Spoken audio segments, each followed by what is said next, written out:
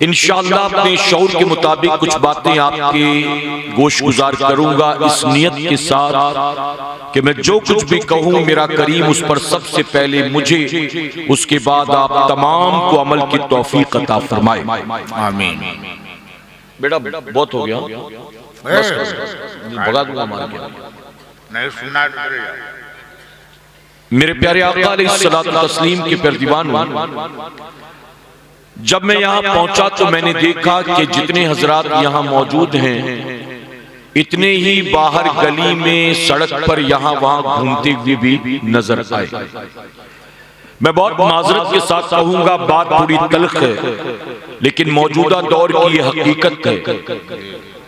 हम सुन्नियों ने इस तरह के जलसों को या औलिया इकराम के उर्से पाक को या दीनी महफिलों को मौजूदा दौर में सिर्फ और सिर्फ रस्म रिवाज बनाकर रख दिया। मेरे प्यारे आका के पैरदीवानों, ये वो रस्में हैं जिन पर हम सदियों से अमल करते चले आ रहे हैं। इन जलसों के जरिए या इन दीनी महफिलों के जरिए कौम तक जो पैगाम पहुंचना चाहिए और कौम में जो इनकलाब आना चाहिए, दूर दूर तक ये चीजें नजर नहीं आती।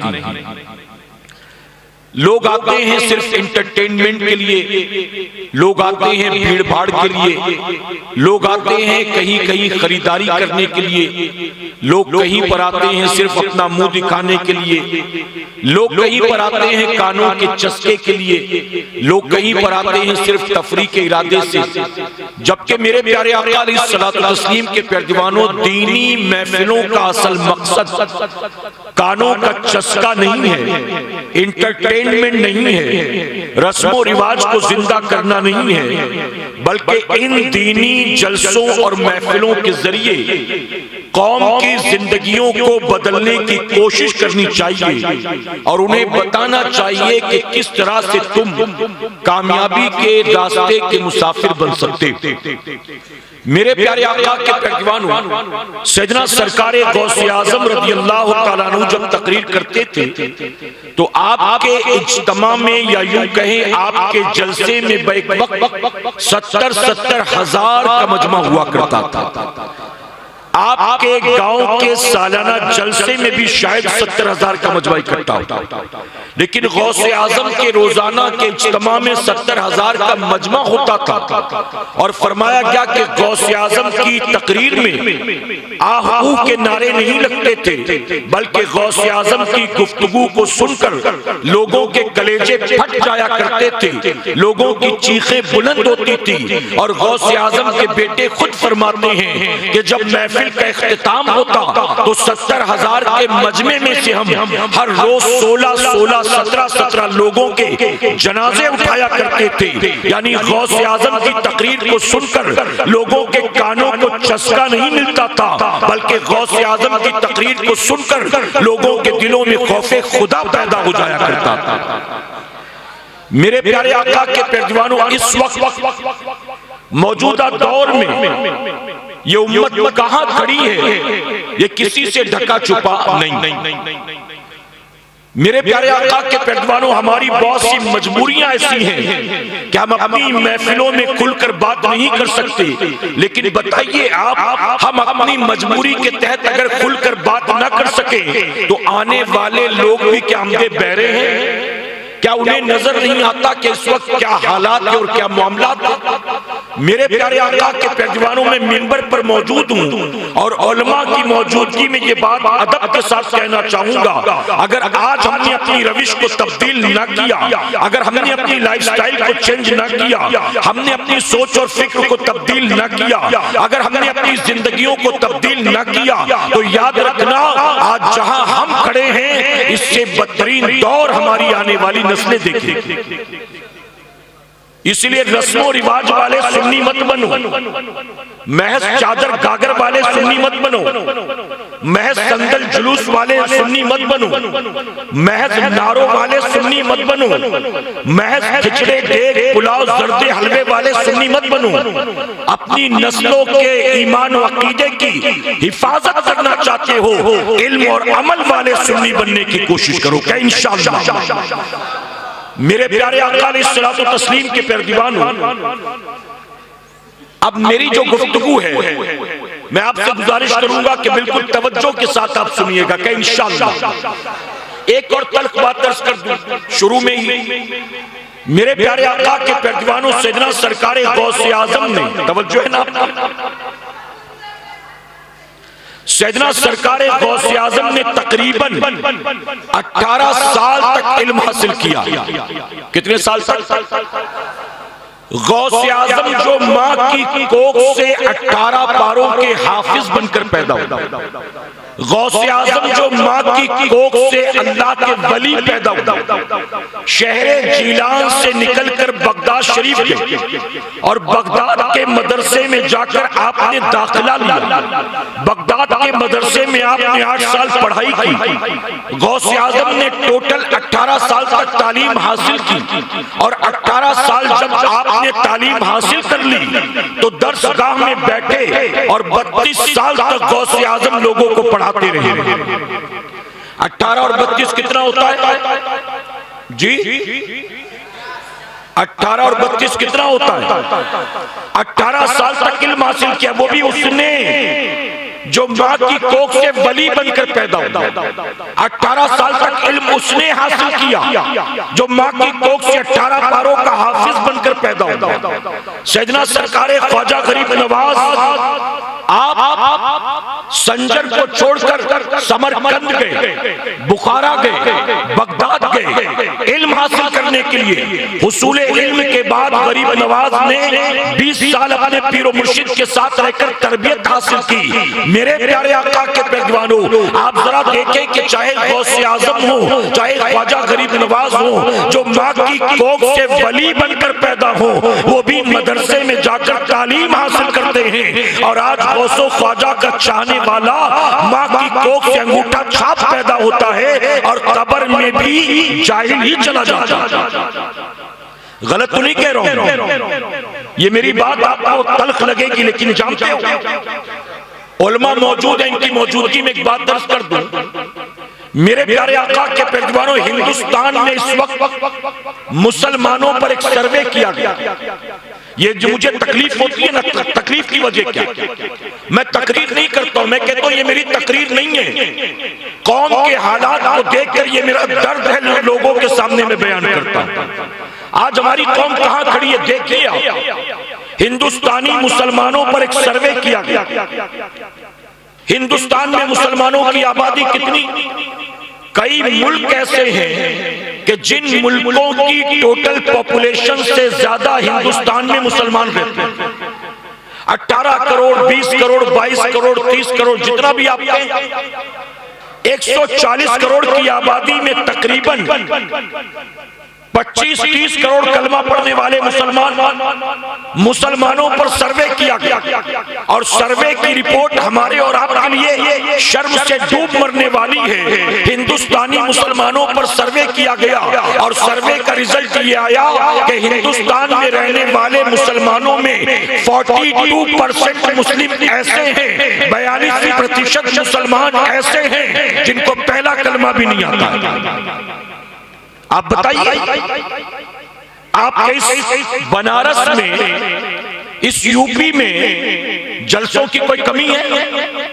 हर गांव का सालाना जलसा हो रहा, हर मदरसे का जलसे दस्तार बंदी हो रहा, जहां जहां मज़ारात औलिया मौजूद है वहां उर्स भी हो रहा। साल भर हम सुन्नियों के यहाँ चादर गागर का सिलसिला जारी रहता है, जलसे जुलूस का सिलसिला जारी रहता है। जितने मुसलमान कहलाने वाले फिरके हैं वो 11वीं मनाए न मनाए हम सुन्नी मनाते हैं, वो मिलाद मनाए न मनाए हम सुन्नी मनाते हैं। हम तो गरीब नवाज की छठी भी मनाते हैं, हम तो इमाम अली मकाम को याद करके करबला वालों के नाम पर न जाने कितने रस्म रिवाज पर अमल करते हैं। आप बताइए, हम सुन्नियों के यहाँ साल भर ये सारे सिलसिले जारी रहते हैं। हम लंगर, डेग, नियाज, फातिया, चादर, इन सब चीजों में साल भर लगे रहते हैं। हमारे यहाँ चमड़ा भी होता है, मजमा भी होता है, नाते भी होती हैं, नजराने भी होते हैं, तकरीरें भी होती हैं, नारे भी लगते हैं, रात रात भर जलसे भी होते हैं। लेकिन ये कौम खड़ी कहाँ है? साल भर जलसे जुलूस में शिरकत के बावजूद आज हमारी पोजीशन ये है, साल भर तकरीरें सुनते हो। आज इस गांव जलसा, फला जगह वो मौलाना आ रहे, फला जगह वो साहब आ रहे, हर जगह घूमते फिरते रहते हो, लेकिन खड़े कहाँ हो? अपने गिरेबान में झांक कर देखो तो पता चलेगा। हमें पहला कलमा भी याद नहीं। कब्र में क्या लेके जाओ? महशर में नबी को क्या मुंह दिखाओ? ये नातों पे झूम लेना निजात का सबब बन जाएगा। ये जो लड़के खड़े होकर नारा लगा रहे थे, क्या बताइए ये खड़े होकर नारे लगाना, हाथों को झंडा बना लेना, ये निजात का जरिया बन जाएगा? अरे जिंदगी भर तुम अल्लाह का सजदा न करो और ये समझो कि अजमेर जाकर जन्नती दरवाजे से 3 बार चले जाएंगे, हमको जन्नत में जाने से किसी का बाप नहीं रोक सकता। मैं कहता हूँ इससे बड़ी गलतफहमी और क्या हो सकती है? अरे जिस गरीब नवाज की चौखट पर जन्नती दरवाजा लगा है, वो गरीब नवाज खुद 40 साल तक इशा के वजू से फजर की नमाज पढ़ते हैं। वो क्यों नहीं दरवाजे से आते जाते थे? क्यों नहीं जाते थे? गरीब नवाज को जन्नत में जाने के लिए सजदा करना है और हमारे जैसे दाढ़ी मुंडों को, फासिक को, फाजिर को, गाली गलौज करने वालों को, फिल्में ड्रामे खेल तमाशे में लगे रहने वालों को बस जन्नती दरवाजे से चले जाओ, जन्नत तुम्हारे बाप की है। इतनी बड़ी गलतफहमी है मेरे प्यारे आका के पेशवानों। हमें सदियों से रस्मों रिवाज वाला बना कर रख दिया गया। हमें रस्मों रिवाज की जंजीरें तोड़नी है और हम सुन्नियों को बहसते सुन्नी अमल के मैदान में उतरना है कि इंशाअल्लाह। वरना मेरे प्यारे आका के पेशवानों, आज होश के नाखून नहीं लोगे तो कल हमारी नस्लें कहां जाएंगी इसका अंदाजा भी नहीं लगा सकती। आज अगर होश के नाखून नहीं लिए, रब की बारगाह में रुजू नहीं किया, रब की बारगाह में सच्चे दिल से तौबा न की, अपनी आवारा पेशानी को रब की बारगाह में न झुकाया, अपनी जिंदगियों से रस्म रिवाज का खात्मा न किया, अपनी जिंदगियों से बुराइयों का खात्मा न किया, तो याद रखना मेरे प्यारे आका के पेशवानों, सिवाय तबाही बर्बादी के हमारे नसीब में कुछ और नहीं। मैं आपसे एक सवाल पूछता, मुझे बताएं, गरीब नवाज गौसे आजम जैसे वली जो मादरजात वली है, वली भाई बढ़ मदरसे में जाकर दीन सीखे, क्या हमारे और आपके लिए जरूरी नहीं है कि हम भी उलमा की सोहबत में बैठकर दीन सीखने की कोशिश करें? हर मुसलमान मदरसे में नहीं जा सकता, हर मुसलमान 8-10 साल पढ़ाई लिखाई नहीं कर सकता।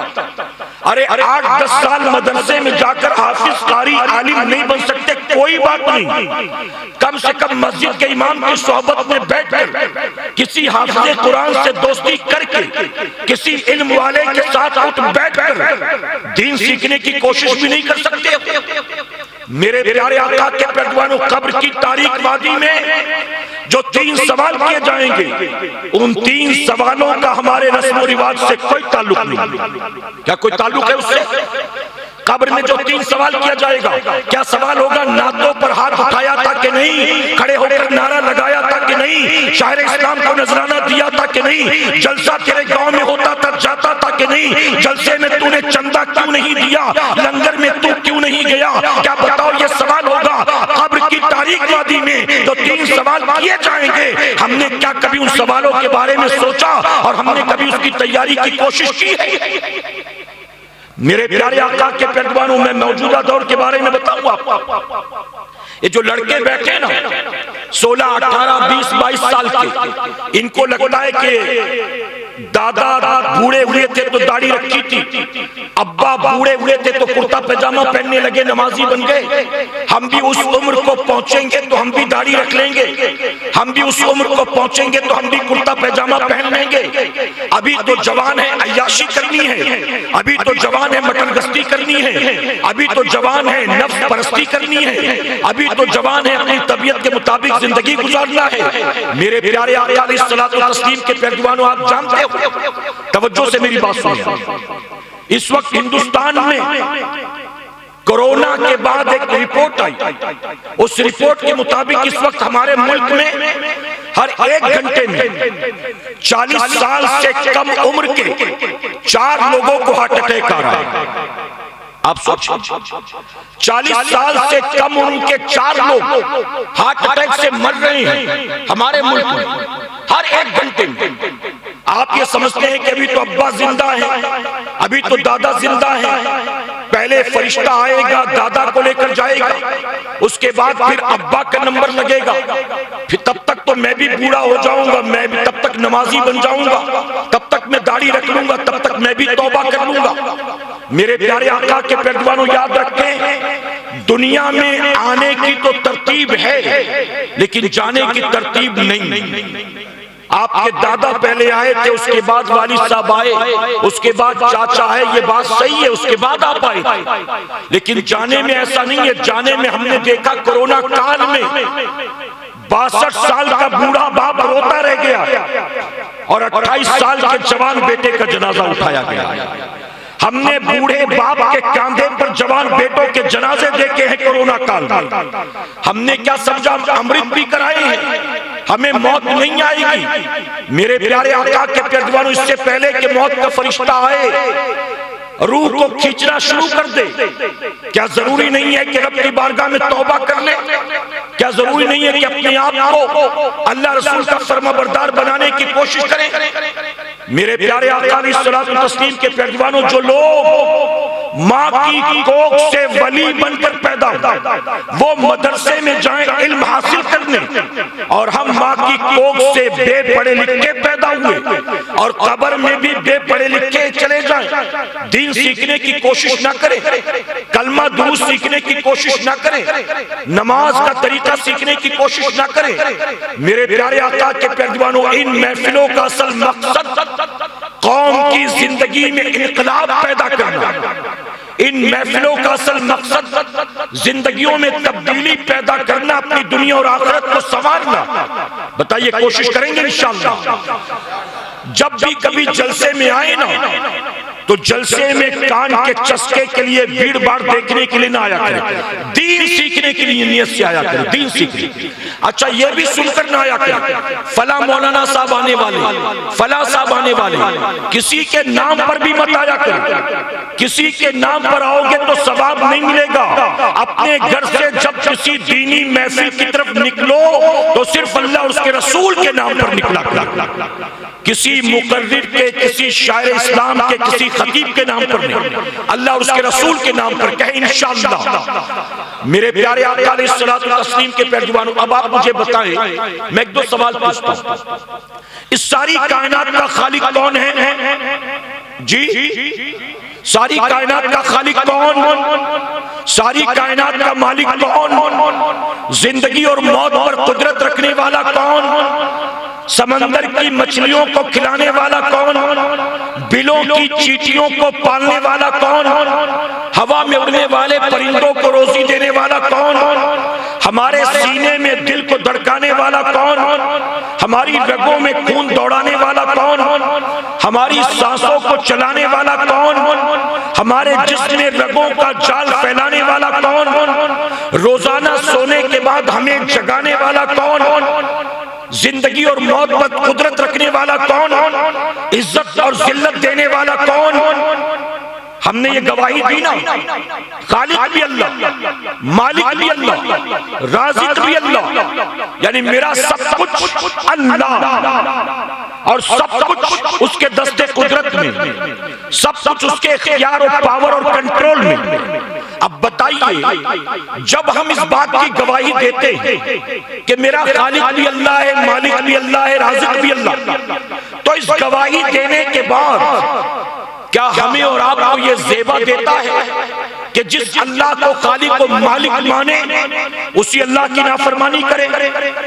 उसी अल्लाह ने जिन बातों का हुक्म दिया वो करे नहीं और जिन बातों से मना किया उससे बचे नहीं। क्या बताइए, ज़ेबा देता है? मेरे प्यारे आका के पैरवानों, आप पर दुनिया में कोई मामूली सा फेवर कर दे, तवज्जो है ना आप पर दुनिया में कोई मामूली सा फेवर कर दे, छोटा सा एहसान, आप उसका शुक्रिया अदा करते हैं कि नहीं? आप उससे दुश्मनी करते हैं? हाँ, आप उससे लड़ाई झगड़ा करते हैं? अगर आपका कोई काम बना दे, आप अपनी बेटी के रिश्ते के लिए परेशान थे, किसी ने आपकी मदद कर दी और बेटी का रिश्ता अच्छी जगह हो गया और जहां ब्याह कर वो गई बहुत खुश है, आप बताइए उस आदमी का जिंदगी भर एहसान मानेंगे कि नहीं मानेंगे? आपका बेटा डिग्री लेकर घूम रहा था, नौकरी नहीं मिल रही थी, किसी ने उसकी नौकरी लगवा दी बहुत अच्छी जगह पर, आप बताइए उससे दुश्मनी करेंगे? आप जिंदगी भर उसका एहसान मानेंगे कि नहीं मानेंगे? मेरे प्यारे आका अलैहिस्सलातु तस्लीम के पैरजवानों, आप मुझे बताएं, दुनिया में कोई मामूली फेवर कर दे तो हम जिंदगी भर उसका एहसान मानते हैं, उसकी दिल आजारी से बचते हैं, हम कभी उसकी नाफरमानी और नाराजगी का काम नहीं करते। हमने जिस रब का कलमा पढ़ा, जिसे अपना खालिक को मालिक माना, अपने गिरेबान में जांच कर देखे उसने जिन जिन बातों का हुक्म दिया, क्या हम उसकी बातें मानते हैं? उसने जिन जिन बातों से मना किया, क्या बताइए अपने आप को उससे रोकते हैं? मेरे प्यारे आका के पैरजवानों, अल्लाह ने शराब पीने से मना किया, जुआ खेलने से मना किया, सूद खाने से मना किया, गाली गलौज से मना किया, नाच गाने से मना किया, एक दूसरे की गिबत और चुगली से मना किया, झूठ बोलने से, झूठी कसम खाने से मना किया, वादा खिलाफी करने से मना किया, निगाहों की आवारागर्दी से मना किया, अपने माँ बाप को उफ तक कहने से मना किया, दूसरों की बहू बेटियों को छेड़ने से मना किया। मेरे प्यारे आका के पैरजवानों, किसी मजलूम पर जुल्म करने से, किसी कमजोर को सताने से अल्लाह ने मना किया। अल्लाह ने जिन जिन चीजों से मना किया, क्या बताइए अपने आप को उससे बचा पाते हैं? और अल्लाह ने जिन चीजों का हुक्म दिया, क्या हम बताइए वो काम करते हैं? मेरे प्यारे आका के पैरजवानों, एक आसान सी मिसाल के जरिए मैं आपको बताऊं, अल्लाह ने 24 घंटे में हम पर और आप पर 5 वक्त की नमाज को फर्ज फरमाया है। 24 घंटे में 5 वक्त की नमाज फर्ज है, और मुसलमानों की अक्सरियत ऐसी है जो इसी बात को मानने के लिए तैयार नहीं। अगर आप कहीं सफर पर जा रहे हैं, चाहे वो बस के जरिए हो, चाहे ट्रेन के जरिए हो, चाहे फ्लाइट के जरिए, तो आपको पता है कि सफर पर जाना है, जिस सवारी से उसका टिकट चाहिए होगा, तो टिकट लेते हैं कि नहीं लेते? अगर आप हज उमरा के लिए जा रहे हैं तो आपको पता है कि पासपोर्ट जरूरी, वीजा जरूरी, सामान्य सफर जरूरी, अपने पास खाने पीने का इंतजाम जरूरी। मेरे प्यारे आका के पैरजवानों, सवारी पर सवार होने से पहले टिकट का इंतजाम, हज उमरा के लिए जाना हो तो पासपोर्ट, वीजा, पैसे का पहले से इंतजाम क्यों करते हैं? इसलिए कि बिना इसके सफर मुमकिन नहीं है, बिना इसके मैं हज उमरा के लिए नहीं जा सकता, बिना इसके मैं बस में, ट्रेन में, फ्लाइट में सवार नहीं हो सकता। तो जिन चीजों की रिक्वायरमेंट होती है, जिन चीजों की जरूरत होती है, आप उसके इंतजाम पहले से कर लेते हैं। अब आप मुझे बताइए, अल्लाह उसके रसूल सल्लल्लाहु अलैहि वसल्लम ने जिन बातों का हुक्म दिया, अल्लाह उसके रसूल ने जिस बात को फर्ज करार दिया, आप बात नहीं मानते हैं। अल्लाह ने फरमाया 24 घंटे में 5 वक्त तुझ पर नमाज फर्ज है। नबी ने फरमाया नमाज मेरे आंखों की ठंडक है। नबी ने फरमाया नमाज दीन का सुकून है। नमाज हक और बातिल के दरमियान फर्क पैदा करने वाली चीज है। और नबी ने यह भी बता दिया, कयामत में जब तेरा हिसाब किताब होगा तो सबसे पहले तेरी नमाज के बारे में पूछा जाएगा। अब बताइए, अगर सफर पर जा रहे हो तो सवारी की टिकट की जरूरत होती है, आपसे टिकट मांगा जाएगा। अगर टिकट है तो सवारी पर सवार हो सकते हो, नहीं है तो उतार दिया जाएगा। अब नबी ने फरमाया कयामत में जब तेरा हिसाब किताब होगा तो सबसे पहले नमाज का हिसाब लिया जाएगा। हम 20, 22, 25, 28, 32, 35 साल के हो गए, लेकिन हम नमाज पढ़ते ही नहीं है। मेरे प्यारे आका के पैरजवानों, कयामत में जिसका हिसाब सबसे पहले होना है, हम उसकी जरा भी फिक्र नहीं करते, तो बताइए कयामत में क्या हम कामयाब हो सकते हैं? जनाब इब्राहिम बिन अदहम रहमतुल्लाह अलैह, आपकी बारगाह में एक नौजवान आया, आकर कहता, हुजूर अपने आप को हर तरह की बुराई और गुनाह से बचाने की बहुत कोशिश करता हूं, लेकिन बच नहीं पाता। आप मुझे कोई ऐसी नसीहत कर दे ताकि मैं गुनाह से बच जाऊं। तो जानते इब्राहिम बिन अदहम ने क्या नसीहत की? आपने फरमाया मैं तुझे 5 बातों की नसीहत करता हूं, ये मेरी 5 बातें जिंदगी भर याद रखना, तो गुनाह से बच जाए। उसने कहा बताएं क्या बात? आपने फरमाया सबसे पहली बात, जब तू गुनाह करने का इरादा कर तो अल्लाह की जमीन को खाली कर दे, किसी और की जमीन पर चले जा, कहीं ऐसी जगह चले जा जहां का मालिक अल्लाह ना हो, कोई और। वो नौजवान कहता ये कैसे मुमकिन, सारी कायनात तो अल्लाह की, अल्लाह की जमीन को छोड़कर किसी और की जमीन पर कहां जा सकता हूं? जहां भी जाऊंगा उसके वो मिल्कियत अल्लाह ही की होगी, मालिक अल्लाह ही होगा, तो फिर कहां जा सकता हूं? आपने फरमाया जब तुझे यकीन है कि मैं जहां भी चला जाऊं जमीन अल्लाह की है, तो अल्लाह की जमीन पर रहकर तू अल्लाह की नाफरमानी करता है, तुझे शर्म नहीं आती? उसने गर्दन झुका ली। आपने फरमाया मेरी दूसरी नसीहत, जब कभी तेरा गुनाह का इरादा होना तो अल्लाह की दी रोजी खाना बंद कर दे, अल्लाह का दिया रिज़्क़ खाना बंद कर दे। नौजवान ने कहा यह कैसे मुमकिन, रज़्ज़ाक़ तो अल्लाह ही है, अल्लाह का दिया ना खाऊं तो किसका दिया खाऊं? वो तो मुझे ही नहीं हर मखलूक को खिलाता, चरिंद परिंद को खिलाता, मछलियों को, सांप बिच्छू को खिलाता, तो उसका रिज़्क़ ना खाऊं तो किसका दिया खाऊं? इब्राहिम बिन अदम फरमाते हैं जब तेरा यकीन कि रोजी देने वाला अल्लाह है, रज़्ज़ाक़ अल्लाह, तो फिर अल्लाह का दिया रिज़्क़ खाकर तू अल्लाह की नाफरमानी करता, तुझे गैरत नहीं आती? उसने शर्मिंदगी में सर झुका लिया। आपने फरमाया मेरी तीसरी नसीहत ये, जब कभी तेरा गुनाह का इरादा हो तो ऐसी जगह जाकर गुनाह कर जहां से तुझे अल्लाह न देख सके, यानी छुप जा जाकर कि अल्लाह तुझे देख न सके। मुस्कुरा कर कहता ये कैसे मुमकिन, मैं कहीं भी चला जाऊं अल्लाह की निगाहों से पोशीदा नहीं हो सकता, मैं लाख पर्दों में छुप जाऊं, बंद कमरों में चला जाऊं, अल्लाह की निगाहों से पोशीदा नहीं हो सकता। बल्कि फरमाया गया अल्लाह को देखना हमारे और आपके देखने की तरह नहीं है। आप मुझे देख रहे हैं, आपके पीछे क्या हो रहा है आपको खबर नहीं, मैं आपकी तरफ देखता हूं, मेरे पीछे क्या होता है मुझे खबर नहीं। हम दाएं देखें तो बाएं नजर ना आए, हम ऊपर देखें तो नीचे नजर ना आए, लेकिन अल्लाह के बारे में फरमाया गया अल्लाह कायनात के जर्रे जर्रे को हमेशा यकसा देखा करता है, उससे कुछ भी ढका छुपा नहीं है। बल्कि सूफिया यहाँ तक लिखते हैं अमावस की काली रात में, काले रंग के पहाड़ पर, काले रंग की गार में, काले रंग की मिट्टी में जब काले रंग की चींटी चलती है अल्लाह उसे भी देखता है, और फरमाते हैं अल्लाह सिर्फ उस चींटी को देखता नहीं है, उसके पैरों की आहट को भी अल्लाह सुनता है, अल्लाह उसके हिस्से की रोजी उसे वही अता करता है।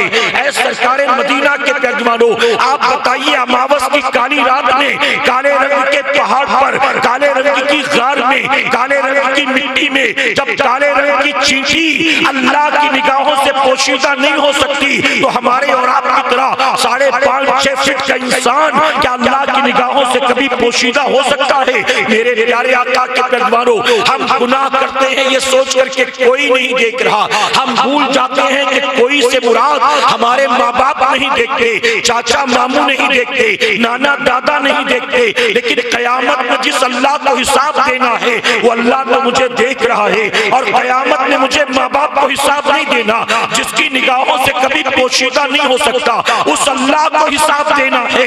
मेरे प्यारे आका अलैहिस्सलातु तस्लीम के पैरवानों, फरमाया गया अल्लाह के वली हैं, अल्लाह वली को इल्हाम फरमाता है ऐ मेरे बंदे जा जाकर मेरे बंदों से कह दे, जब वो कोई गुनाह करना चाहते हैं तो बंद कमरे में चले जाते, खिड़की दरवाजे बंद कर लेते, पर्दे भी खींच देते ताकि गुनाह करता उन्हें कोई न देख सके। जा जाकर मेरे बंदों से कह दे, अपने जैसे बंदों से छुपने के लिए तूने सारे इंतजाम कर लिए, लेकिन तू वो खिड़कियां बंद क्यों नहीं करता जहां से हर वक्त तेरा परवरदिगार तुझे देखा करता? तूने दुनिया के दरवाजे खिड़कियां बंद कर दी ताकि तुझे तेरे जैसे लोग न देख सके, लेकिन जहां से अल्लाह देखता है तो वो खिड़कियां क्यों नहीं बंद करता? क्या बताइए हमारे लिए वो खिड़कियां बंद कर पाना मुमकिन है? तो नौजवान कहता है मैं कहीं भी चला जाऊं अल्लाह की निगाहों से पोशीदा नहीं हो सकता। तो आप फरमाते जब तेरा यकीन है अल्लाह की निगाहों से छुप नहीं सकता, अल्लाह देख रहा है और तू गुनाह करता है, तुझे गैरत नहीं आती? मेरे प्यारे आका के पहलवानों, यहां दो बातें अर्ज करूंगा। एक नौजवान सहाबी मेरे नबी की बारगाह में हाजिर आए, अर्ज करते हैं या रसूल अल्लाह सल्लल्लाहु अलैहि वसल्लम, आपको गवाह बनाकर मैं अपने सारे गुनाहों से तौबा करता हूं, आप मेरे लिए दुआ कर दें कि अल्लाह मुझे माफ फरमा दे। हुजूर अकरम सल्लल्लाहु अलैहि वसल्लम ने तौबा करवाई, उनके हक में दुआ भी की। वो नौजवान साहबी उठे, उठकर चले, अभी चंद कदम गए थे कि वापस पलट कर आए। और जानते हो क्यों पलट कर आए? पलट कर आते हैं और अर्ज करते हैं या रसूल अल्लाह सल्लल्लाहु अलैहि वसल्लम, आप मुझे ये बताएं जिन गुनाहों से मैंने तौबा कर ली, जब मैं ये गुनाह कर रहा था तो क्या अल्लाह ने मुझे गुनाह करता हुआ देखा था? यानी तौबा तो कर चुका हूं, लेकिन जब मैंने ये गुनाह किए तो क्या अल्लाह ने मुझे देखा? हुजूर अकरम सल्लल्लाहु अलैहि वसल्लम फरमाते हैं हाँ, जब तुम ये गुनाह कर रहे थे ना, अल्लाह तुम्हें देख रहा था। जैसे ही नौजवान सहाबी ने सुना, उन पर खौफे खुदा तारी हुआ। फरमाया क्या एक चीख बुलंद करते हैं, कहते हैं मैं गुनाह कर रहा था और मेरा रब मुझे देख रहा था, मैं गुनाह कर रहा था और मेरा रब मुझे देख रहा था, मैं गुनाह कर रहा था और मेरा रब मुझे देख रहा था। ऐसा खौफे खुदा तारी हुआ कि जमीन पर गिर पड़े, जिस्म तड़पता है और थोड़ी देर के बाद उनके जिस्म से रूह परवाज कर जाती। ये खौफे खुदा का ख्वाजा गरीब नवाज अपनी किताब में लिखते हैं, तवज्जो से सुने आप लिखते हैं मैंने उस नौजवान से बढ़कर खौफे खुदा में लरजने वाला किसी को देखा ही नहीं। कहते कुछ दोस्त एक रास्ते से चले जा रहे थे, आपस में बातचीत कर रहे थे, बात करते करते किसी बात पर एक नौजवान को जोर से हंसी आ गई। कुछ लोगों को ज्यादा हंसने की आदत होती है ना, उस नौजवान को जोर से हंसी आई, कह लगाकर हंसा। गरीब नवाज कहते रास्ते के किनारे दो चार कब्रें भी थी, उन्होंने कब्रों की तरफ तवज्जो ना दी, बस जोर से हंसी आ गई। जैसे ही जोर से हंसा, एक कब्र से आवाज आई, अल्लाह के बंदो, मरने के बाद एक इंसान का कब्र में क्या अंजाम होता है, अगर तुम्हें पता चल जाए तो हंसना तो दूर की बात है, तुम मुस्कुराना भी छोड़ दो। हंसना तो दूर की बात, तुम मुस्कुराना भी छोड़ दोगे। गरीब नवाज फरमाते जैसे उस नौजवान ने सुना, उस पर खौफे खुदा तारी हुआ, जमीन पर गिर पड़ा, कुछ देर तक तड़पा, उसके बाद जिस्म से रूह परवाज कर गई। गरीब नवाज फरमाते इसी पर बात खत्म नहीं हुई, उसके खौफे खुदा का आलम ये था कि जिस्म से रूह तो निकल ही गई, लेकिन थोड़ी देर के बाद खौफे खुदा की वजह से उसका पूरा जिस्म जो था वो पिघल कर नमक के ढेर में तब्दील हो गया। आप सोचिए खौफे खुदा, आज हमारे और आपके अंदर ये चीजें क्या पाई जाती हैं? मेरे प्यारे आका अलैहिस्सलातु तस्लीम के प्यारे दीवानों, हुजूर अकरम सल्लल्लाहु अलैहि वसल्लम ने फरमाया, तवज्जो से सुनिए ये हदीस मुबारक, ये अब आपकी और अपनी बात करता है। हुजूर अकरम सल्लल्लाहु अलैहि वसल्लम ने फरमाया कल क़यामत के दिन अल्लाह के बहुत से बंदे ऐसे होंगे जिन्हें जब लाया जाएगा हिसाब किताब के लिए तो उनकी नेकियां तहामा पहाड़ के बराबर होंगी, उनके पास नेकियां तहामा पहाड़ के बराबर होंगी। अल्लाह अकबर। साहबा इकराम ने कहा इतने नेक लोग कि नेकियां पहाड़ के बराबर। आगे हुजूर अकरम सल्लल्लाहु अलैहि वसल्लम फरमाते हैं उनकी नेकियों को हवा में गर्दो गुबार की तरह उड़ा दिया जाएगा, उनकी नेकियां हवा में उड़ा दी जाएंगी और उन्हें मुंह के बल घसीट कर जहन्नम की आग में डाल दिया जाएगा।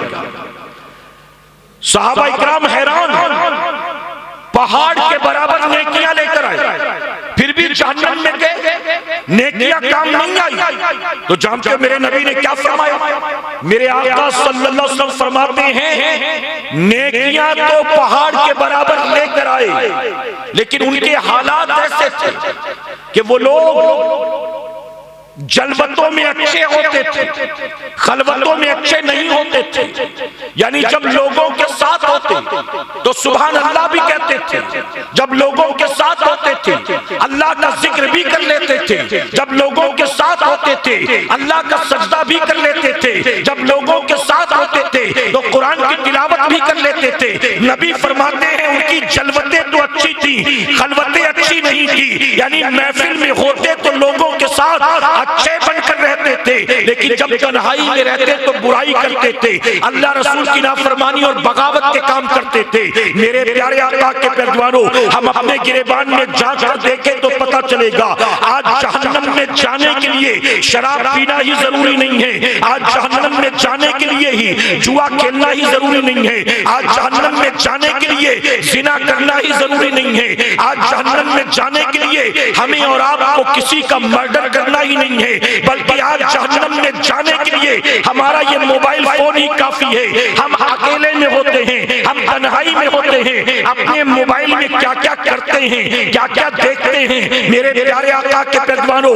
हमने अपनी अपनी हैसियत के मुताबिक ये 20, 25, 30, 40 हजार की मशीन खरीद रखी है और अपनी जहन्नम के लिए अपने जेब में इसको रख कर घूमते हैं, इसका इंटरनेट रिचार्ज करवाते हैं, इसका डेटा रिचार्ज करवाते हैं और हम इसके जरिए गोया अपने लिए जहन्नम का ईंधन तैयार करते हैं। आप जरा बताएं कि नबी ने फरमाया उनकी जलवती अच्छी थी, उनकी खलवती अच्छी नहीं थी। आज मुसलमान अपने घर के कोने में बैठकर अपने मोबाइल पर क्या क्या करता है, क्या बताइए उसे पता नहीं है। मेरे प्यारे आका के पैरवानों, माँ बाप के सामने घर में बेटा मौजूद है, माँ बाप के सामने घर में 18-20 साल की बेटी मौजूद है, व्हाट्सएप पर चैटिंग हो रही है। अब ये चैटिंग किसी लड़के से या किसी लड़की से, माँ बाप को इसके बारे में नहीं मालूम है।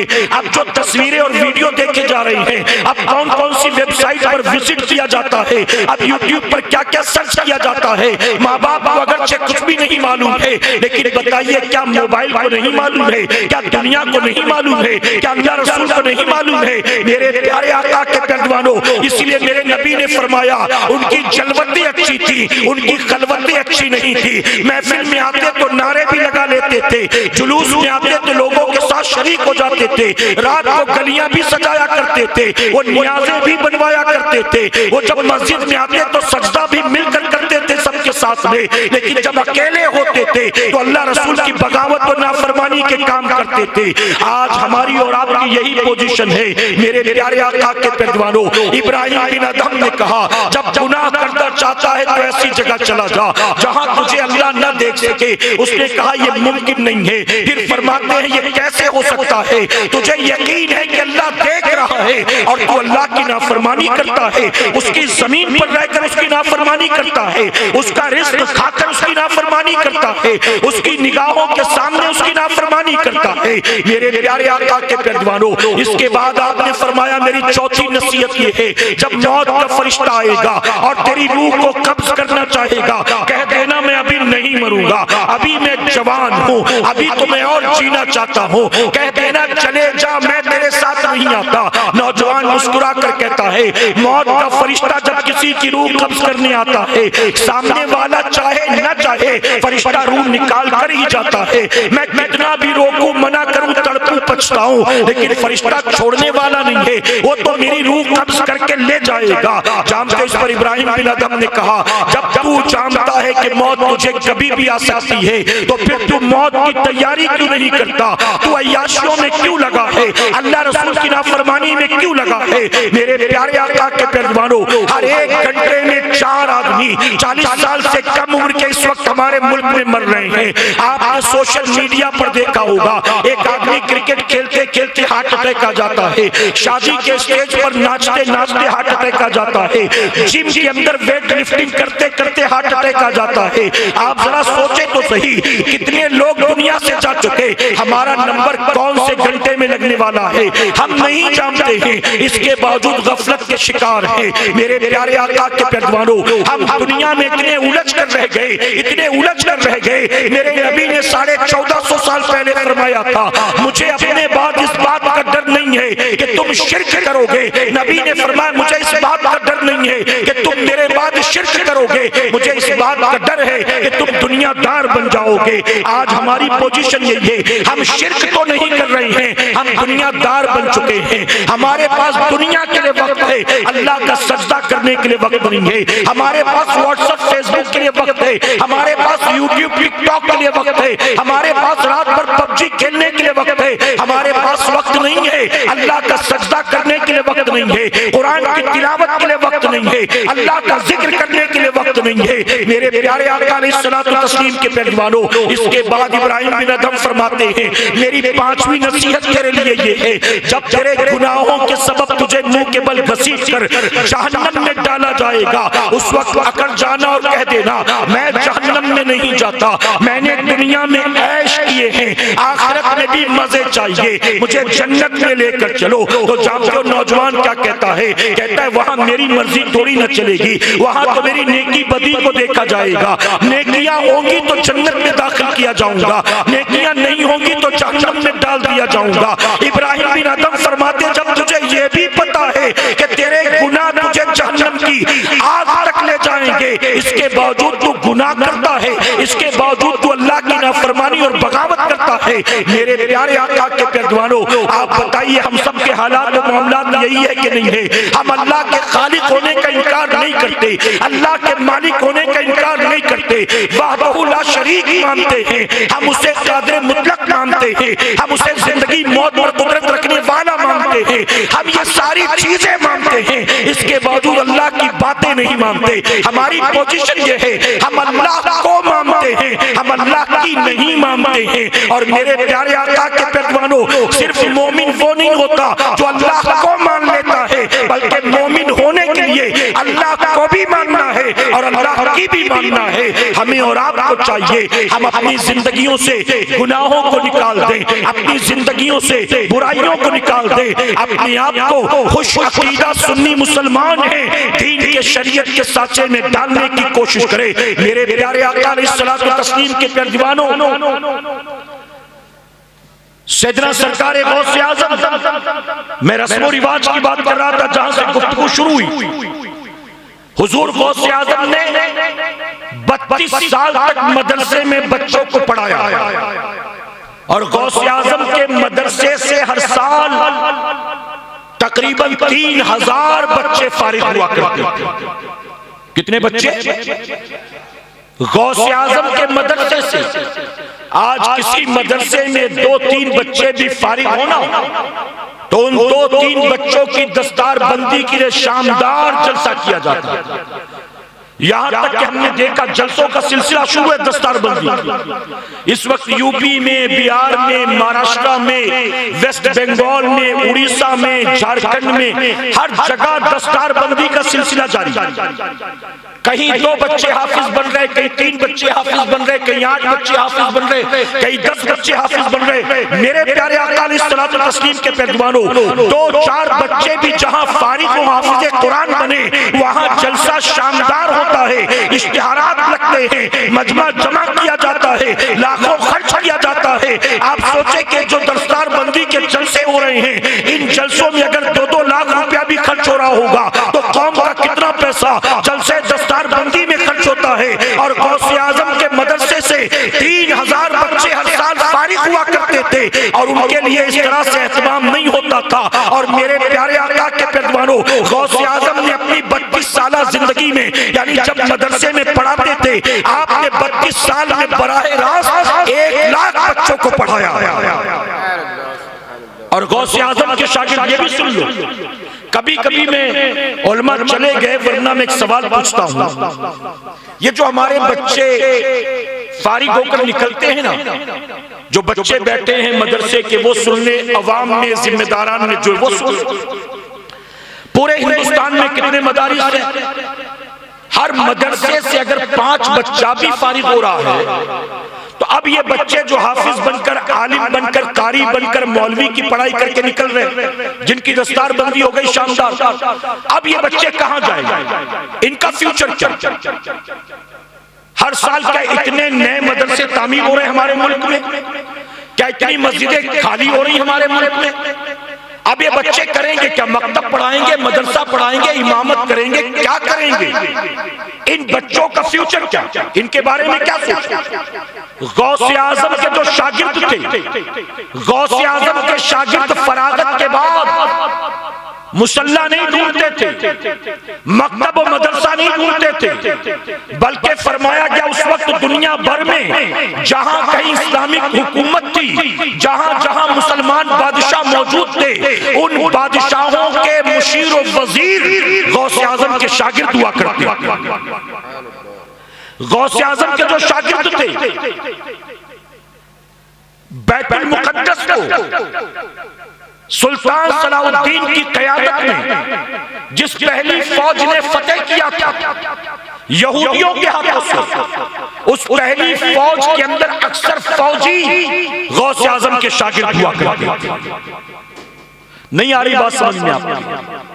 आप सोचें, पता चला जो गौसे आजम की दरसगाह में बैठकर कुरान और हदीस, फिक़ह और मंतिक पढ़कर निकलता था, जो गौसे आजम का शागिर्द बनकर गौसे आजम की बारगाह से फलसफा पढ़कर निकलता था, अल्लाह उसको इस काबिल बना देता था कि वक्त के बादशाहों की वो, वक्त के बादशाहों का वो मुशीर बनकर उनकी रहनुमाई करता नजर आता।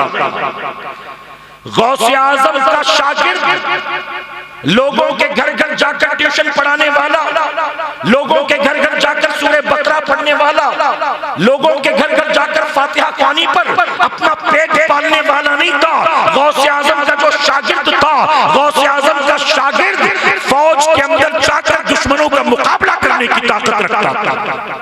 आज क्या इस बात की जरूरत नहीं है मेरे प्यारे आका के पैगंबरों के हम अपने बच्चों की तरबियत इस अंदाज में करें कि बच्चा सिर्फ मस्जिद और मदरसे तक डिपेंड न रहे, बल्कि बच्चा मदरसे से हाफिज़े कुरान बनने के बाद IAS IPS की भी तैयारी कर सकता है।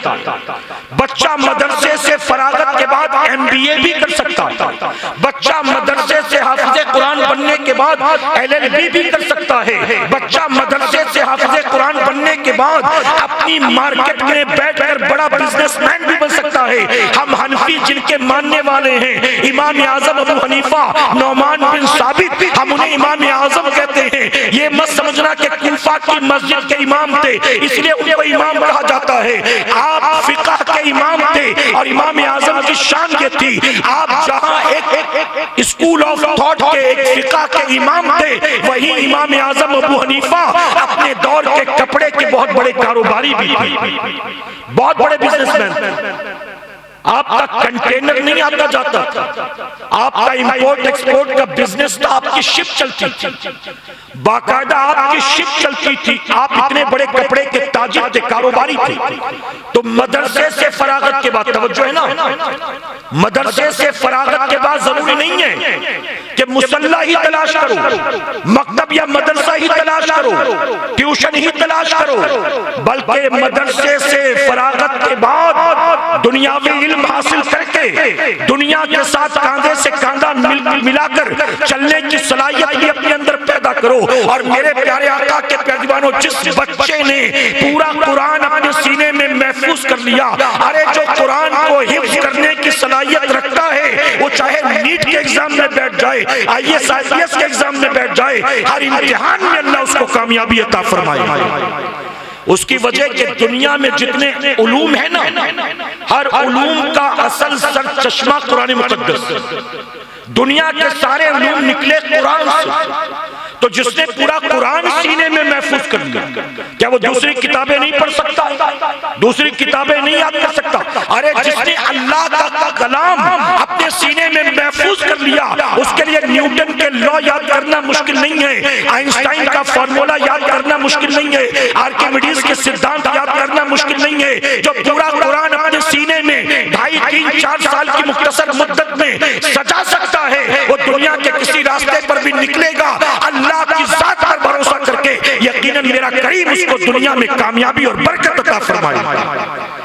मेरे प्यारे आका के पैगंबर हुजूर अकरम सल्लल्लाहु अलैहि वसल्लम ने फरमाया, तवज्जो है ना, मेरी बात समझ में आ रही है? मुझे जो वक्त दिया गया मैं उसकी तरफ बढ़ रहा हूं और अपने वक्त पर बात मुकम्मल करूंगा और कुछ और बातें आपको समझाना चाहूंगा।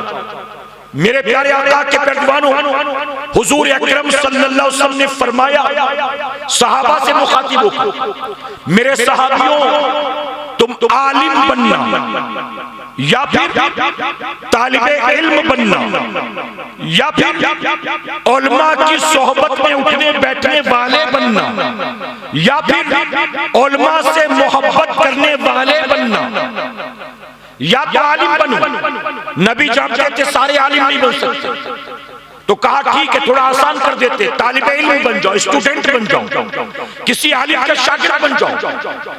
अच्छा ये भी नहीं कर सकते, तो उलमा की सोहबत में, उनकी तफसीर में, तकरीर में, दर्स में, महफिल में, सोहबत में उठा बैठा करो। तीसरी चीज, और फरमाया इसके लिए भी टाइम नहीं होना, इतना भी वक्त नहीं निकाल सकते, तो कम से कम उलमा से मोहब्बत करने वाले बन जाओ। फिर आगे नबी फरमाते चार में से एक बनना, पांचवा मत बनना वरना तुम हलाक हो जाओ। चार रास्ते बताए, पांचवें से रोका और तंबीह की, पांचवें रास्ते पर चलोगे तो हलाक हो जाओ। आज कौमे मुस्लिम की हलाकत की वजह यही है कि नबी ने जो रास्ता दिखाया उस पर चलते नहीं, और जहां जाने से मना किया उस पर सारे चल पड़े। अक्सरियत हमारी पांचवी बन गई, कलमा याद नहीं। मेरे प्यारे आका के गर्दवान हूं, मैं आपको एक फिक्र देता हूं। मैंने बताया ना 42% मुसलमानों को पहला कलमा नहीं आता।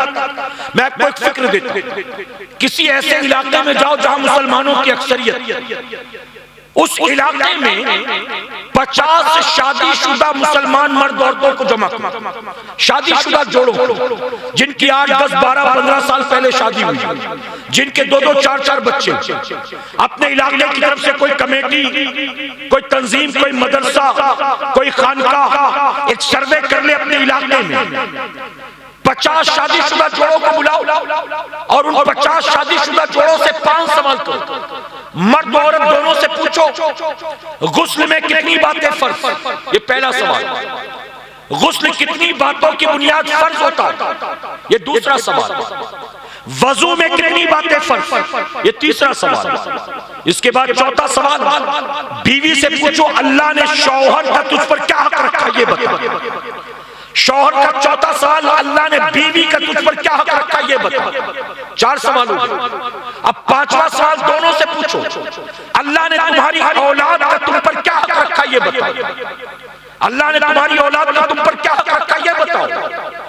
अपने इलाके में जहां मुसलमानों की अक्सरियत हो, एक सर्वे करके देख लो, आपको खुद पता चल जाएगा आज के दौर का मुसलमान कितने पानी में। ये 5 सवाल का जवाब आप क्या लोग दे सकेंगे? कितने लोग दे सकेंगे? हो सकता है इक्का दुक्का जवाब मिल भी जाए, लेकिन अक्सरियत ऐसी होगी जो इन 5 सवालों का जवाब नहीं दे सकती। आपको सुनकर ताज्जुब होगा। बच्चे का एडमिशन करा देना, बच्चे का यूनिफॉर्म सिलवा देना, बच्चे को कॉपी किताब दिलवा देना, बच्चे को स्कूल पहुंचा देना, बच्चे को ट्यूशन लगा देना, बच्चे की फीस भर देना, बच्चे का टिफिन पैक कर देना। माँ बाप और औलाद का यही हक नहीं है। आला हज़रत अज़ीमुल बरकत ने अपनी किताब में औलाद के माँ बाप पर 58 हुकूक लिखे हैं। आपने फरमाया कि माँ बाप और औलाद के 58 हुकूक हैं, जिनके 8 बच्चे भी होंगे उनसे भी पूछेंगे 58 क्या वो 8 भी नहीं गिना सकते? क्या औलाद के 8 हुकूक क्या हमें यही नहीं पता? बताइए, गलत नहीं कह रहा हूं। ये जिहालत, ये दीन से दूरी, ये दीनी बेजारी, ये रस्म रिवाज पर अमल करना हमें सिवाय जिल्लत और रुसवाई के रास्ते के कहीं और नहीं पहुंचा सकता। इसकी मंजिल जिल्लत और रुसवाई। हमें दीन की तरफ पलटना है, कहीं इंशाअल्लाह, और बुलंद आवाज से कहीं इंशाअल्लाह। हमें रस्म रिवाज वाला सुन्नी नहीं बनना, इल्म वाला सुन्नी बनना, अमल वाला सुन्नी बनना, सिर्फ जलसे जुलूस वाला नहीं, शरीयत और सुन्नत वाला सुन्नी बनना है, कहीं इंशाअल्लाह। मेरे प्यारे आका के पैरवानों, उलमा की मौजूदगी में एक बात दर्ज कर दूं, हर आलिम अल्लाह का वली हो ये जरूरी नहीं। हर आलिम अल्लाह का वली हो यह जरूरी नहीं है, लेकिन हर वली का आलिम होना जरूरी होता है। गैर आलिम वली नहीं हो सकता, तो गैर आलिम पीर हो सकता है जी, जिसे खुद जायज नाजायज का फर्क नहीं मालूम, हराम हलाल की तमीज नहीं मालूम, मुरीदियों से सर में तेल लगवाए, पैर दबवाए, रात भर कव्वाली सुने, फजर की नमाज ना पढ़े, सट्टे का नंबर बताए, चरस चिलम गांजे के दम लगाए। अब तो हमारी कौम ने ऐसे जाहिलों को भी अपना पीर बना रखा, ऐसों के हाथ में हाथ देते कि ना हजरत नमाज पढ़ते, ना कभी मुझे नमाज पढ़ने के लिए बोलते। ये पीर साहब बहुत अच्छे हैं। इसीलिए मैं कहता हूं कभी कभी क्या मुरीदों से क्या तवक्को की जाए। अब तो मार्केट में पीर भी जाहिल पैदा हो गए। आप मुझे बताएं, इस कायनात में मेरे नबी से बड़ा कोई पीर आया है? जी। और इस कायनात में सिद्दीक अकबर से बड़ा कोई मुरीद पैदा हुआ? लेकिन पीर की रातें देखो, मेरे आका पूरी पूरी रात इबादत करते थे। सुना है कि नहीं आपने उलमा की ज़बान?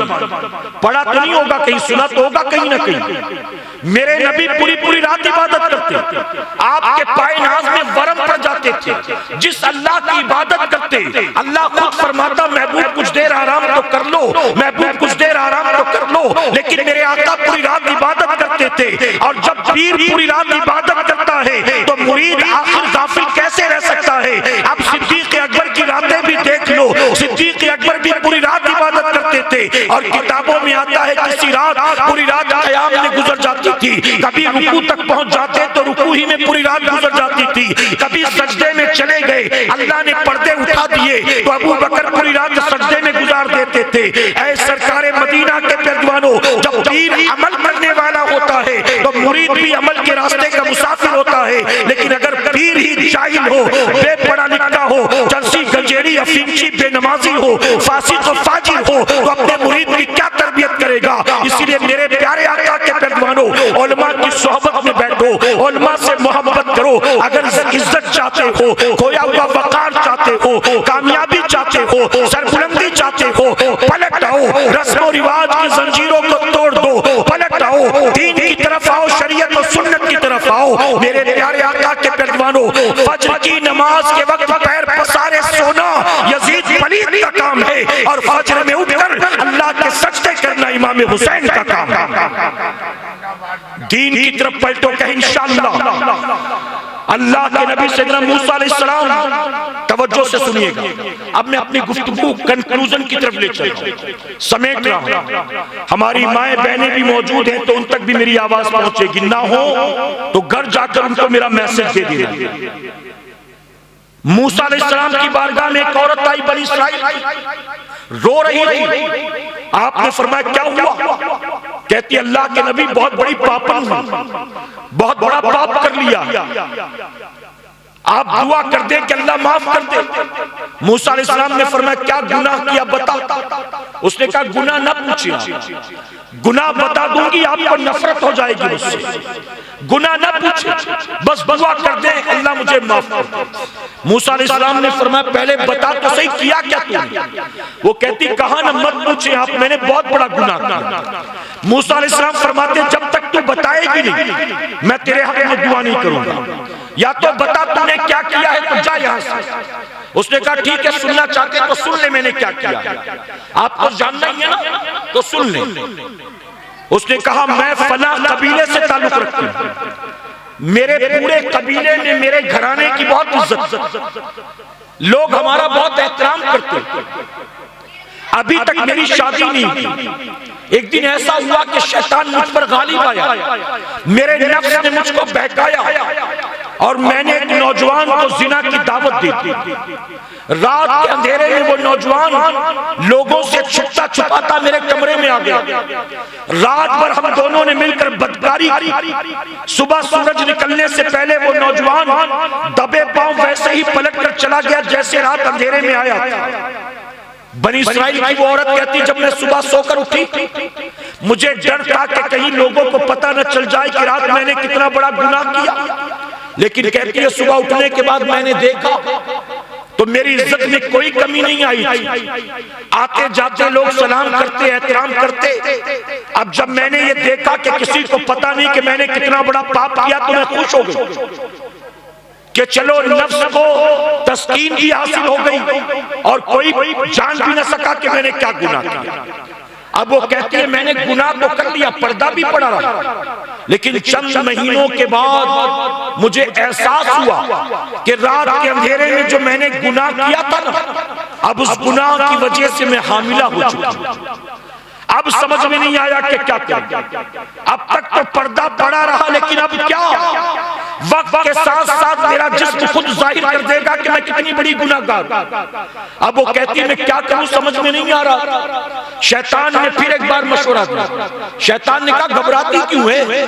अगर चाहती है कि अब भी तेरे गुनाह पर पर्दा पड़ा रहे तो एक काम कर, इस आबादी को छोड़कर कहीं ऐसी जगह चली जा जहां तुझे कोई जानता ना, वहां जाकर बच्चे को जन्म दे दे, फिर चली आना। किसी को क्या पता कि तूने क्या किया।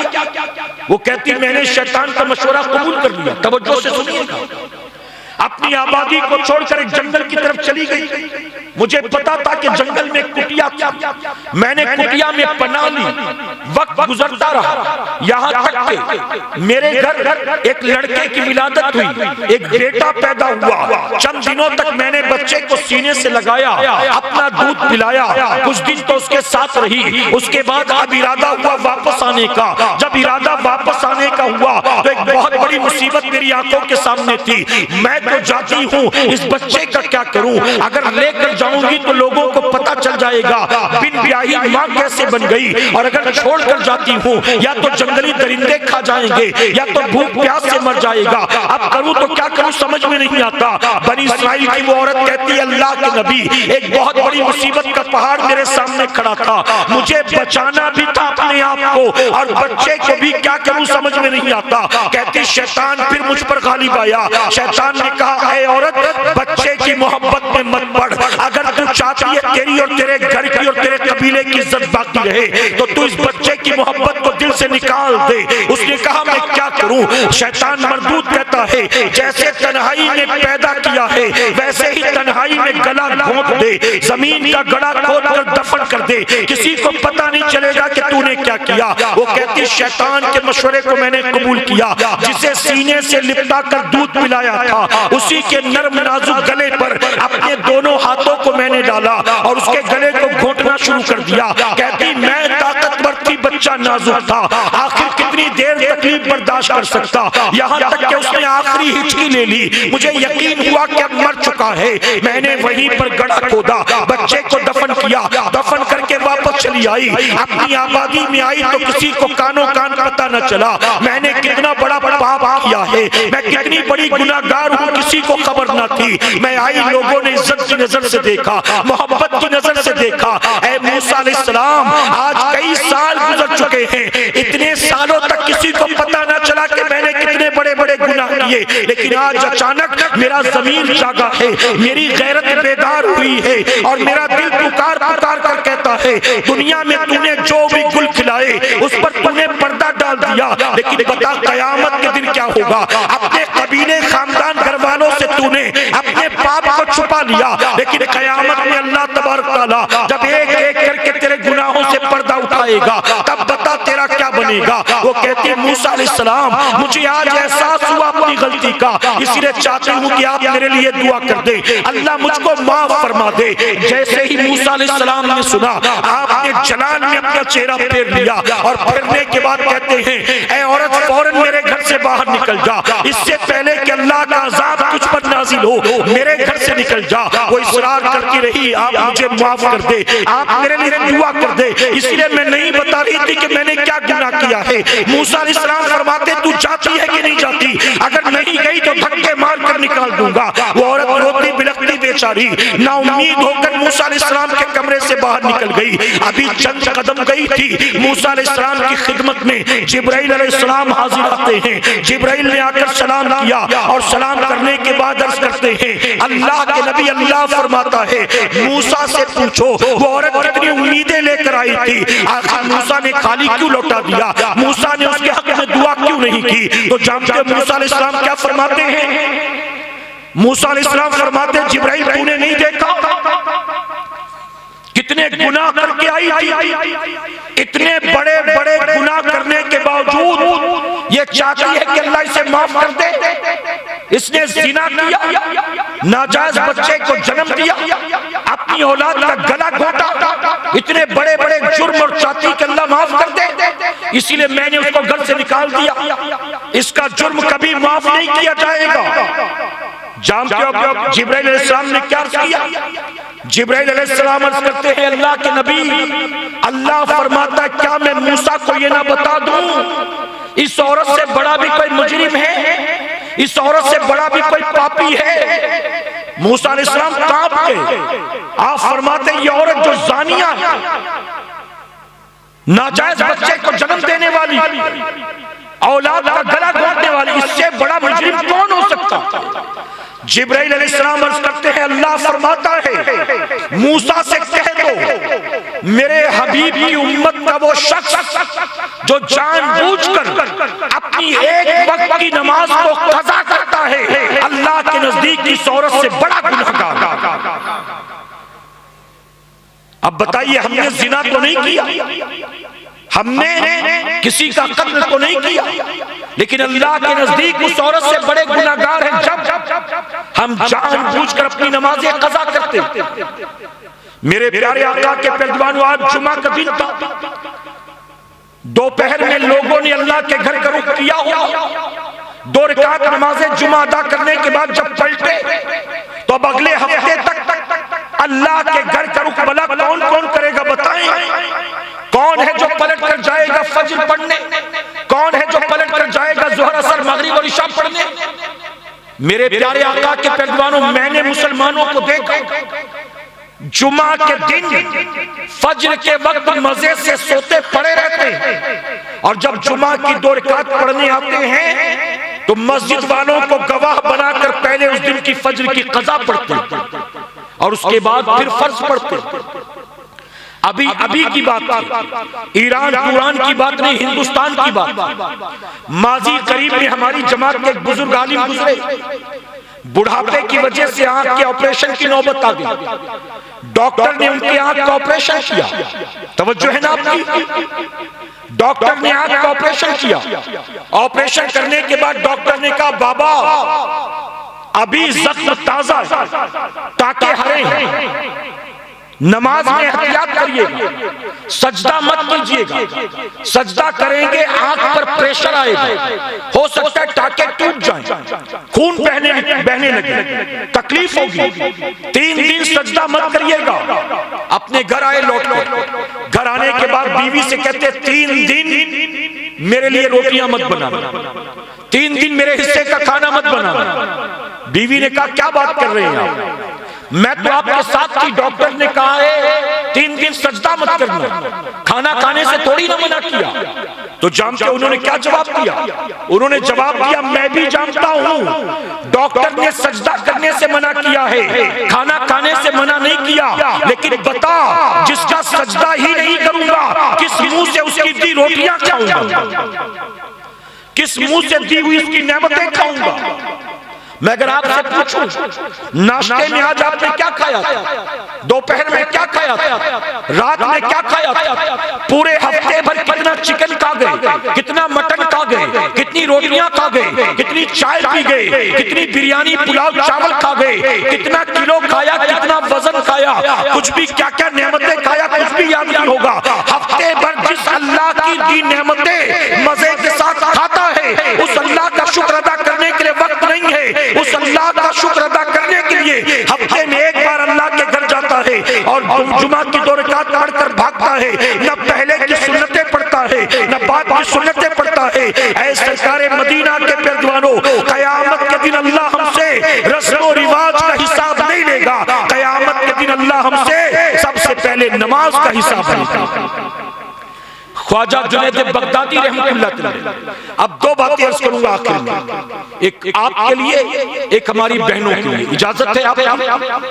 जी मेरा वक्त अभी खत्म नहीं हुआ, अभी तो काफी बाकी है, लेकिन मैं जल्दी समेटता हूं। आपकी इजाजत है ना? मेरी बात समझ में आ रही है? ख्वाजा जुनैद बगदादी रहमतुल्लाह अलैह आप फरमाते हैं मैं 6-7 साल का बच्चा था, मुझे वो माई अब भी याद है। मैंने देखा एक माई नमाज पढ़ रही थी और दौराने नमाज माई के पैरों में एक बिच्छू डंक मार रहा। जुनैद बगदादी कहते मैं हैरान कभी बिच्छू के डंक को देखते, कभी माई के चेहरे को देखते, कभी बिच्छू के डंक को देखते, कभी माई के चेहरे को देखते। कहते उस बिच्छू ने 7 बार उनके पैरों में डंक मारा।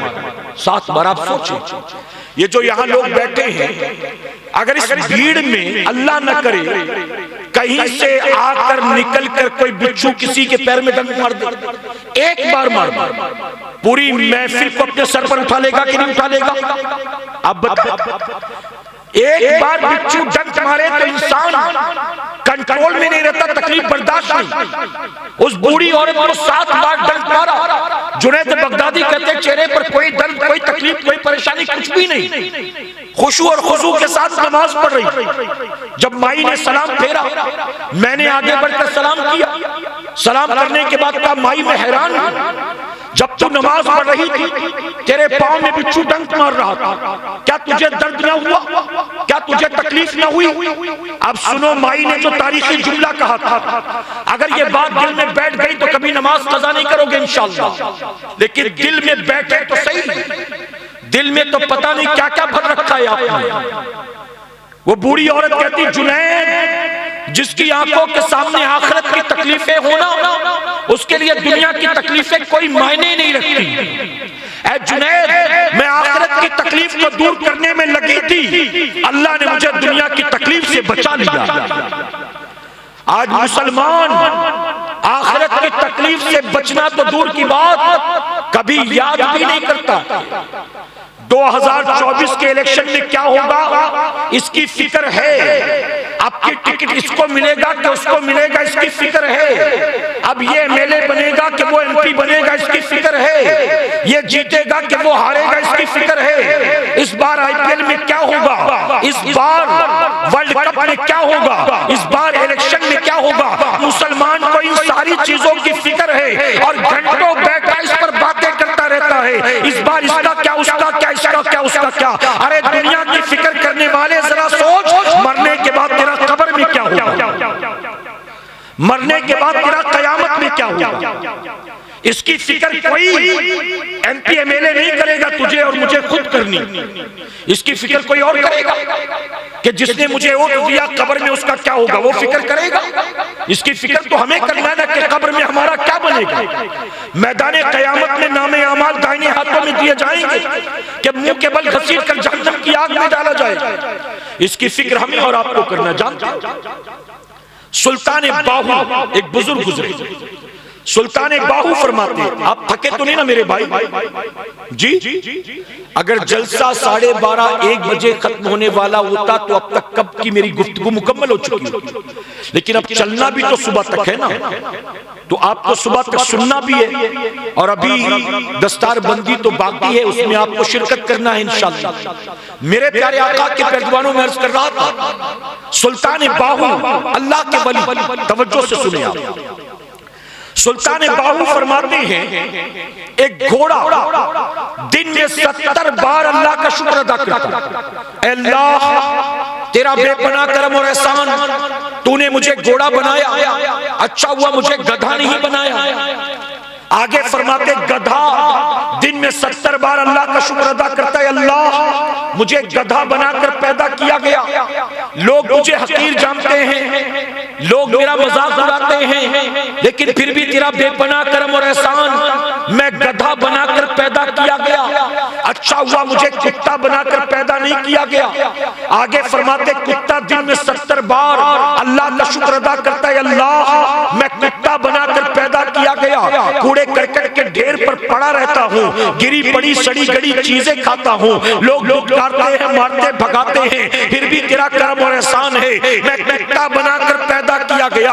अच्छा हुआ मुझे खिंजीर बनाकर पैदा नहीं किया गया। सुल्तान बाहू आगे फरमाते हैं एक खिंजीर यानी सुअर दिन में 70 मरतबा अल्लाह का शुक्र अदा करता है, मुझे नापाक जानवर बनाकर पैदा किया गया। मैं गंदगी के ढेर पर उठता बैठता हूँ, मैं गंदगी खाता पीता हूँ। मुसलमान मेरे करीब आना तो दूर की बात, मेरा नाम तक अपनी जबान पर लाना पसंद नहीं करते, लेकिन अल्लाह तेरा फिर भी बेपनाह करम और एहसान है, मुझे सुअर बनाकर पैदा किया गया। अच्छा हुआ मुझे बेनमाजी मुसलमान बनाकर पैदा नहीं किया गया। घोड़ा गधे को अपने से बदतर समझता, गधा कुत्ते को अपने से बदतर समझता, कुत्ता खिंजीर को अपने से बदतर समझता, और खिंजीर बेनमाजी मुसलमान को अपने से बदतर समझता। मेरे प्यारे आका के पैरदीवानों, आखिरी बात, इस ज़िम्न में बातें बहुत सी, लेकिन आखिरी बात दर्ज करूंगा, इजाजत है आपकी। ये पैगाम अपने घर की औरतों तक पहुंचाना मेरी तरफ से। इमाम ज़ैनुल आबिदीन का नाम सुना है आपने जी? इमाम ज़ैनुल आबिदीन मैदाने करबला में अहले बैत के तहार के आखिरी चश्मो चिराग जो बाकी है। मुहर्रम और आशूरा के नाम पर सिर्फ रस्मों पर अमल ना किया करो, करबला वालों के तरीके को भी अपनाने की कोशिश करो, करबला वालों की सीरत, उनके फरमान पर भी अमल करो। इमाम ज़ैनुल आबिदीन इमाम हुसैन के लख्ते जिक्र बयान करते, जब हम मदीने से चले मक्का मुअज़्ज़मा के लिए, जब मदीने के गवर्नर ने प्रेशराइज किया बैत करो यजीद की, बैत करो यजीद की, तो फितना फसाद ना हो, इसलिए इमाम हुसैन ने मदीना खाली कर दिया। मदीना मुनव्वरा से मक्का मुअज़्ज़मा गए, फिर मक्का मुअज़्ज़मा से कहते हम कूफा जा रहे थे, हमें कूफा नहीं जाने दिया गया, हमें घेर कर करबला लाया गया। इमाम ज़ैनुल आबिदीन कहते हैं मदीने से मक्के से करबला, पूरे सफर में मेरी फूफी ज़ैनब हमारे साथ। हजरत ज़ैनब का नाम सुना है आपने? ज़ैनब मौला अली की बेटी, इमाम हुसैन की बहन। इमाम ज़ैनुल आबिदीन कहते हैं मेरी बहन ज़ैनब हमारे साथ, और पूरे सफर में मैंने देखा किसी रात मेरी फूफी ज़ैनब ने तहज्जुद की नमाज को क़ज़ा नहीं किया। आप सोचें, सफर में, वो भी सफर फ्लाइट वाला नहीं, ट्रेन कार बस वाला नहीं, पैदल ऊंट के जरिए, घोड़े खच्चर के जरिए, कितना मुश्किल और सख्त सफर। मेरी फूफी ने किसी रात तहज्जुद क़ज़ा नहीं की, हम करबला में आ गए। कहते करबला में हमने खेमा लगाया, 1 तारीख, 2 तारीख, 3 तारीख, मकान नहीं था, खेमा था, बिस्तर नहीं था, तपता हुआ सेहरा था, खाने पीने की आला नेमतें नहीं थी, जरूरत की चीजें थी। कहते हर रात उठकर मेरी फूफी तहज्जुद की नमाज अदा करती रही। 7 तारीख को यजीदियों ने पानी बंद कर दिया, लेकिन फूफी की तहज्जुद बंद नहीं हुई। 8 तारीख को पानी खत्म हो गया। 9 तारीख को छोटे छोटे बच्चे भूखे प्यासे थे, लेकिन फूफी ने तहज्जुद नहीं छोड़ा। इमाम ज़ैनुल आबिदीन कहते 10 मुहर्रम की तारीख आई, सुबह से यजीदियों ने जंग का आगाज कर दिया, तीर तलवार सुबह से चलने लगे, यहाँ तक के दोपहर होते होते हमारे साथ जो हमारे अपने 72 मर्द थे, उन सबको एक एक करके शहीद कर दिया गया। इमाम ज़ैनुल आबिदीन कहते हैं जब जब हमारे लोगों को शहीद किया गया तो यजीदियों ने हमारे खेमे का रुख किया, खेमे में जाकर जो बर्तन चादरें थी सब कुछ लूट लिया, फिर खेमे को आग लगा दी। फिर फरमाते हैं मुहर्रम की 10 तारीख गुजरती है, 11 की रात आती है, मगरिब के बाद 11 की रात आ गई। इमाम ज़ैनुल आबिदीन कहते हैं 11 तारीख करबला में हम लोगों के लिए कयामत से कम रात नहीं थी। ये वो रात थी जब हमारे खेमे के आसपास हमारे अपने 72 लोगों की लाशें बिखरी पड़ी थी। इमाम ज़ैनुल आबिदीन कहते हैं उन 72 में कोई ऐसा था जिसका सर तन से जुदा था, कोई ऐसा था जिसके हाथ पैर तन से जुदा थे, कोई ऐसा था जिसका पूरा बदन तीर तलवार से छलनी था, कोई ऐसा था जिसका चेहरा पहचानने में नहीं आता था, कोई ऐसा था जिसका पूरा जिस्म घोड़े की टापों से रौंदा गया था। इमाम ज़ैनुल आबिदीन कहते हैं 72 लाशें हमारे खेमे के आसपास बिखरी पड़ी थी, और इन लाशों में कोई मेरी फूफी ज़ैनब का भाई था, कोई भतीजा था, कोई भांजा था, उनके 2 छोटे छोटे बेटे और मोहम्मद भी थे। एक की उम्र तकरीबन 11 या 13 साल की थी, एक की उम्र 6 या 8 साल की थी, 2 छोटे छोटे बच्चे भी थे। इमाम ज़ैनुल आबिदीन कहते हैं ये वो रात थी जब हमारे खेमे के चारों तरफ हमारे अपनों की लाशें बिखरी पड़ी थी, और मैं देखकर हैरान था। रात के अंधेरे में खेमे का पर्दा हटाकर मेरी फूफी ज़ैनब बाहर आती है, चारों तरफ बिखरी लाशों को अपनी आंखों से देखती हैं, उसके बाद तपते सहरा की रेत से तयम्मुम करती है, और तयम्मुम करके उस रात भी करबला के मैदान में लाशों के सामने मेरी फूफी तहज्जुद की नमाज अदा करती थी। जिनके घर की बेटियां बेटों, भतीजों, भांजों, भाइयों की लाशों की मौजूदगी में अल्लाह का सजदा न छोड़े, तहज्जुद कज़ा न करें, क्या उन्होंने अपने घर में कभी फर्ज नमाज छोड़ी होगी? क्या कभी फर्ज नमाज छोड़ी होगी?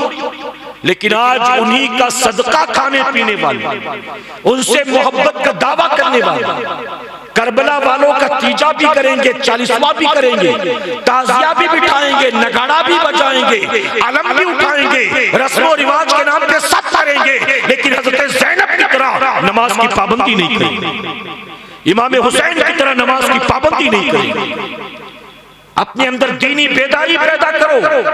करबला वालों की कुर्बानी तुम्हारे खिचड़े शरबत 40वें तीजे के लिए नहीं दी। करबला वालों की कुर्बानी ऐ बनारस वालों तुम्हारे झंडे, अलम, ताजिए, नगाड़े के लिए नहीं दी। करबला वालों की कुर्बानी नाना के दीन की हिफाजत के लिए थी, सजदों के लिए थी, कुरान के लिए थी, शरीयत के लिए थी। अगर तुम कुरान से, शरीयत से, दीन से, नमाज से मोहब्बत करते हो तो तुम वाकई हुसैनी हो, और अगर तुम महज रस्म रिवाज पर अमल करते हो तो तुम धोखा करते हो, तुम फरेब करते हो, तुम हकीकत में कहलाते हुसैनी हो, लेकिन हुसैन से तुम्हारा कोई ताल्लुक नहीं। आज हमारे घर की औरतें नमाज पढ़ती हैं, पूरा पूरा साल गुजर जाता है, एक वक्त की नमाज नहीं पढ़ती। इमाम आजम अबू हनीफा के नजदीक औरतों पर ईद बकरा-ईद की नमाज नहीं, नमाज जनाजा भी नहीं, जुमा भी नहीं। नतीजा क्या होता है? पूरा साल गुजर जाता है, एक दिन भी अल्लाह का सजदा नहीं करती। जब घर में माँ बेनमाजी होगी, बाप बेनमाजी होगा, सास बेनमाजी होगी, खाला, फूफी, चाचा, मामू बेनमाजी होंगे, तो आने वाली नस्लों से क्या तवक्को की जा सकती है? क्या उम्मीद की जा सकती है? गौसे आजम की बारगाह में एक बंदा आया, उसने कहा रोजी में बरकत नहीं होती। आपने फरमाया घर के दरवाजे पर पर्दा लगा दी। सुना ना वाकया? हाँ, घर के दरवाजे पर पर्दा लगा दिया। पर्दा लगाने के बाद 10 दिन के बाद फिर आया, तोहफा लेकर आया। आपने फरमाया क्या हाल है? कहता बहुत बरकत। न कारोबार बदला, न खर्चा कम किया, लेकिन बरकत बहुत हो गई। उसने कहा पर्दे का बरकत से क्या ताल्लुक? तो गौसे आजम ने कहा तू नमाजी, तेरे बीवी बच्चे नमाजी, लेकिन रास्ता चलते बेनमाजियों की नजर तेरे घर में पड़ती थी, जिसकी वजह से अल्लाह बरकत उठा लेता था। अब तूने पर्दा लगा दिया, बेनमाजियों की नजर तेरे घर में नहीं पड़ती, इसलिए तेरे घर से बरकत उठाई नहीं जाती। अब सोचे जिस घर में सारे के सारे नमाजी हो, राह चलते बेनमाजी की नजर उस घर में पड़ जाए तो बरकत उठा ली जाती है। और जहां घर घर बेनमाजी से भरा पड़ा होगा, गलियां बेनमाजी से भरी पड़ी होगी, मोहल्ला बेनमाजी से भरा पड़ा होगा, अल्लाह वहां बरकतें नाजिल करेगा। मेरे प्यारे आका के पैरवानों, रब की बारगाह में तौबा करो, रुजू करो, शबे बरात करीब, अल्लाह की बारगाह में तौबा करके पलट आओ और तय कर लो मौला आज के बाद तेरी नाफरमानी नहीं करेंगे। कहे इंशाअल्लाह आज के बाद तूने जिन बातों का हुक्म दिया उस पर अमल करेंगे, और जिन बातों से तूने मना किया उससे बचेंगे। कहे इंशाअल्लाह।